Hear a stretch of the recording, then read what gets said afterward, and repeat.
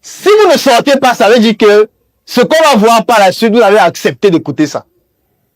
C'est un peu comme à la télévision en général, lorsque nous étions petits, des chaînes comme RTL 9, à partir de 22h30, 23h, la télé s'arrête d'abord un peu. On met un message, on dit, ce qui va commencer tout de suite là, ce n'est pas pour les enfants. Et on laisse à quelques minutes. On dit interdit au moins de 18 ans. Ça veut dire que quand ça va commencer, si tu es toujours là, ça veut dire que tu assumes que tu vas regarder ça sans te plaindre et sans pleurer. Je vais parler du deuxième fluide de la réussite. Ce fluide s'appelle le sang. Ce fluide s'appelle le sang. Alors, je vais vous prendre quelques exemples. Et j'espère que vous ne serez pas choqués parce qu'il y a pire. Donc, je vais juste te donner ce qui est le moins choquant. Est-ce que vous savez qu'il y a des personnes dans la ville de Douala, dont leur business, c'est de faire couler du sang pour avoir de l'argent?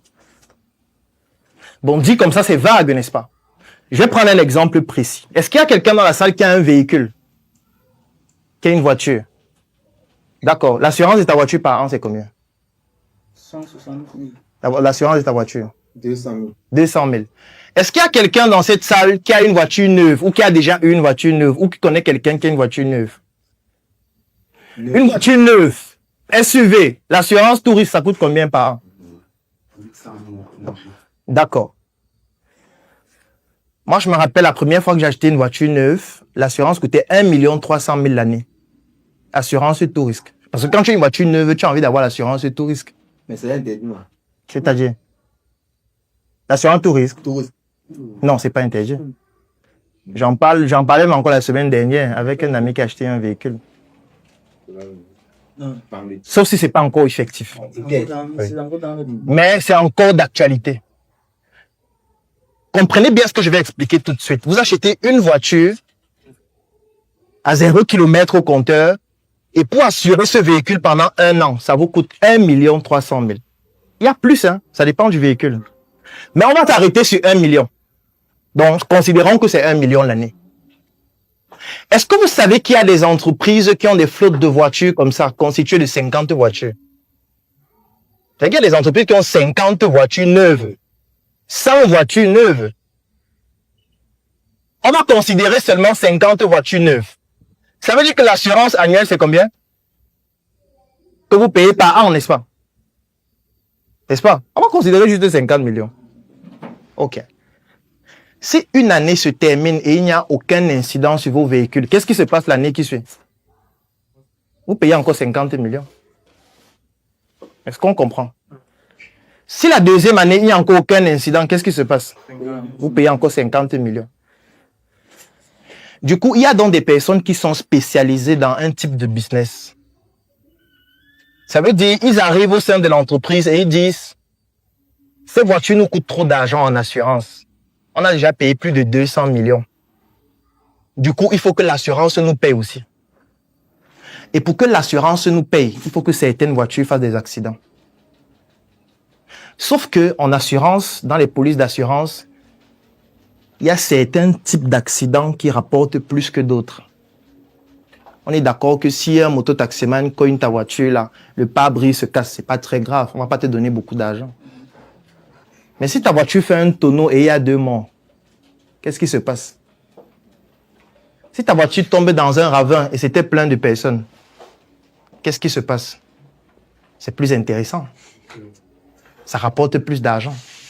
Il y a donc des personnes dont leur métier, c'est de provoquer des accidents pour que l'assurance rembourse ce qu'on paye depuis. Dans ces accidents, il doit y avoir des morts d'hommes. En fonction du montant qu'on veut, il y a un nombre de morts qu'il faut. Vous avez dit qu'on ne sortait pas, non? Donc, on va parler jusqu'à la fin. Ça, je dis encore ce qu'on ne doit pas dire pour ne pas trop choquer. Il y a des personnes qui sont spécialisées dans ce type de business et qui doivent causer des accidents chaque année pour que l'assurance n'épuise pas toute la trésorerie de l'entreprise. Et parfois, ces personnes-là, c'est qui? C'est vous. Puisque tu es le chauffeur de l'entreprise. Tu es un coursier. Tu es un commercial. Et tu vas aider l'entreprise à avoir un peu plus d'argent grâce à ton sang. Oui. Je vais aller un peu plus loin. Est-ce qu'il y a des personnes ici qui ont déjà construit? Ok, quand vous construisez, il y a beaucoup d'incidents qui peuvent produire, non? Qui peuvent se produire dans votre maison ou dans votre immeuble. Votre immeuble peut être victime d'un incendie. Votre immeuble peut être victime d'un vol. Donc, vous ne pouvez pas investir autant d'argent dans un immeuble, dans une maison, et ne pas l'assurer. Donc, la plupart des immeubles que vous voyez dehors là sont assurés. La plupart des boutiques sont assurées. La plupart des magasins sont assurés. La plupart des hôtels sont assurés. Bon, je vous prends maintenant un autre exemple. Vous avez construit 5 immeubles dans lesquels vous avez des boutiques, vous avez des appartements à louer. Tous ces biens immobiliers sont assurés. Vous payez par an 100 millions. Parce que oui, vous êtes installé à Bonanjo, à Bastos, Bonapriso, des quartiers luxueux. Donc, vous avez des biens qui ont une valeur importante. Naturellement, comme vos biens sont bien installés, vous avez des gardiens, il y a la sécurité. À la fin d'une année, rien ne se passe. Puisque vous gardez bien vos biens. Et l'année qui suit, vous renouvelez l'assurance puisque c'est épuisé. Sauf que vous devez renouveler 100 millions par an. 200 millions, 300 millions. Du coup, il y a aussi des experts qui disent non, on a déjà trop payé à l'assurance. Il faut que l'assurance nous paye aussi. Et du coup, parfois, il faut provoquer un incendie. Sauf que s'il y a un incendie simple, on ne va pas payer beaucoup d'argent puisque les dommages ne seront pas très importants. Donc, parfois, il faut des morts pour que l'assurance paye plus. Donc, on va provoquer un incendie dans un magasin avec des morts pour que le dossier qu'on monte respecte le cahier de charges qui permet que l'assurance nous paye 1 milliard, par exemple. Donc, on va couler du sang pour avoir plus d'argent. Ça, c'est juste quelques activités parmi tant d'autres. Je vous épargne ceux dont leur rôle est de tuer pour 50 000 francs. Parfois moins. Il y a des personnes dont leur métier, c'est qu'on dit que, gars, il y a un business ce soir là. Est-ce que tu es chaud? Il dit que quoi? Il y a un gars qu'il faut tuer à Bonabéry là. Et il a fait quoi? Le gars, ne t'intéresse pas à ça. On te fait le dépôt à quel numéro? Il donne le numéro du dépôt, on fait le dépôt de 50 000. Il part, il tue, il envoie les preuves. Et puis, il dit que, gars, quand il y a encore un truc, tu me fais signe.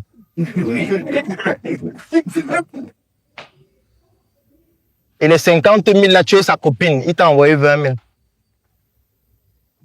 Pour faire tes ongles. C'est pour ça que quand je vous dis toujours, et là je m'adresse aux femmes, quand je vois des femmes dire, je cherche mon milliardaire, et l'homme que je dois avoir l'argent. Je dis, madame, en tout cas je vais revenir dessus après avoir parlé du troisième fluide. Est-ce qu'on a compris le deuxième fluide, qui est le sang? Je n'ai pas envie de trop choquer, donc j'ai dit juste ce qui est l'essentiel. C'est un fluide que je déconseille, mais comme je ne peux pas choisir ce que vous allez faire dans vos vies, chacun va faire ce qu'il veut et il va assumer les conséquences. Et l'avantage, c'est que les conséquences sont à la hauteur de ce que tu as fait. Parce que la particularité avec ce fluide, c'est qu'il est plus rapide que la sueur. Vous êtes d'accord que si vous avez des immeubles et vous voulez juste utiliser votre sueur, vous allez dépenser beaucoup d'argent en assurance. Donc, vous devez couler la sueur pour trouver des stratégies pour gagner plus que ce que vous payez à l'assurance et toutes les autres charges pour continuer d'avoir une certaine rentabilité. Mais comme vous ne voulez pas être patient et vous voulez aller plus vite, vous utilisez donc un deuxième fluide qui s'appelle le sang. Sauf que le sang n'est pas seulement le sang humain. Ça peut être aussi le sang d'un animal. C'est pour ça que ceux qui ne veulent pas utiliser le sang humain utilisent le sang des animaux. Par exemple, des bœufs. Il y a des entreprises de la place ici que je ne peux pas citer qui tuent 100 bœufs par mois. Oui, parce qu'il faut couler du sang pour leur business. Et vous savez ce qu'on fait des bœufs qu'on a tués là? On donne aux orphelins. C'est pour ça que je dis qu'il faut arrêter de dire que tu es orphelin. Tu es orphelin et ça fait quoi? Tu viens pleurer, je suis orphelin, mon père est mort et ça fait quoi? Ma mère est morte et je me sens seul et on doit faire quoi? Va te battre, feignant. On doit même aider ceux qui ont leurs parents parce que les orphelins sont les gros paresseux. Ils sont toujours en train de dire, je suis orphelin, mon père est mort, ma mère est morte, je n'ai plus rien. Et on fait quoi? Et comme tu n'as plus rien, on doit faire quoi? Ça veut dire que les gens font leurs sacrifices et on utilise ces sacrifices pour te nourrir. Toi, l'orphelin. On vient te donner la nourriture du sacrifice. L'argent du sang. Oui, puisque lorsqu'on a fait l'incendie, là, l'argent là, on va faire les dons dans les orphelinats avec nous. Puisqu'on aime toujours choisir les orphelinats, bizarrement. On choisit toujours les personnes vulnérables qui ont une énergie pure. Et cette énergie pure-là, on va donc l'activer ou la capturer pour alimenter le business. C'est pour ça que vous allez rarement voir un orphelin qu'on avait rencontré dans un orphelinat qui a réussi dans la vie. C'est très rare. Il reste toujours à l'orphelinat et il meurt là-bas. Vous avez vu combien d'orphelins? Puis on va visiter aux orphelins tout le temps, non? Que sont-ils devenus? Les orphelins là sont devenus quoi? Montrez-moi un orphelin qu'on a visité en 2010. On lui a donné le riz. En 2011, on lui a donné la patate. En 2013, on lui a donné le gombo avec le couscous. Il a bien mangé. Et en 2026, aujourd'hui, il est une entreprise prospère, il se développe. Ils sont combien? Il attend le prochain donateur qui va encore venir avec l'argent du sang pour laver. Je ne suis pas en train de dire que c'est seulement ceux qui utilisent l'argent du sang qui le font, mais ils sont les plus nombreux, malheureusement. Est-ce qu'on a compris le fluide qui est le sang? Il est plus rapide, il est plus dangereux, les conséquences sont fatales. Et l'une des conséquences, c'est quoi? Je vous ai parlé de celui-là qui n'aime pas rester seul. Je vous ai parlé de celui qui n'aime pas rester à la maison seul, couché en train de dormir. Oui, parce que l'avantage avec notre corps, c'est qu'il est très bien constitué. Et il n'efface rien. Aucune information ne disparaît dans ton cerveau. Aucune. Ton cerveau t'épargne juste de certaines informations pour que tu puisses vivre sainement. Et que tu ne sois pas en train de penser à toutes ces informations en même temps. Mais au besoin, il va te rappeler des choses incongrues que tu as eu à faire. Et si tu en fais beaucoup, il va t'en rappeler tout le temps. Du coup, ces personnes ont une difficulté à rester seules. Si vous voyez quelqu'un qui n'aime pas rester seul, tout le temps, il veut être avec les gens. Tout le temps, il est en boîte de nuit pour boire le vin avec des gens. Quand les gens veulent déjà rentrer à 20h, vous rentrez pourquoi? Restons ici, on doit boire. Vous rentrez faire quoi à la maison? On rentre faire quoi à la maison, comment? Quand tu veux dormir ici, non, j'aime être avec les gens. Ils ne veulent pas affronter leur image ou le reflet de leurs actions. Et quand ils sont contraints de rester seuls, pour se déconnecter de ces émotions, ils sont obligés d'utiliser des substances, parfois psychotropes. Il peut s'agir des médicaments, il peut s'agir de la drogue, il peut s'agir de l'alcool et toute autre forme de substance, parce que ça leur permet de se déconnecter de cette réalité qui est macabre et que personne ne peut accepter d'affronter consciemment. Donc sachez que si vous utilisez le fluide du sang, la probabilité que vous finissiez drogué est très élevée. La probabilité que vous sombriez dans l'alcool est très élevée. La probabilité que vous sombriez dans les substances psychotropes est très élevée. La probabilité que vous ne puissiez jamais avoir une famille stable est très élevée. La probabilité que vous-même vous puissiez mourir de la même façon est aussi très élevée. Maintenant, comme je ne suis pas votre conseiller, ce sera à vous de choisir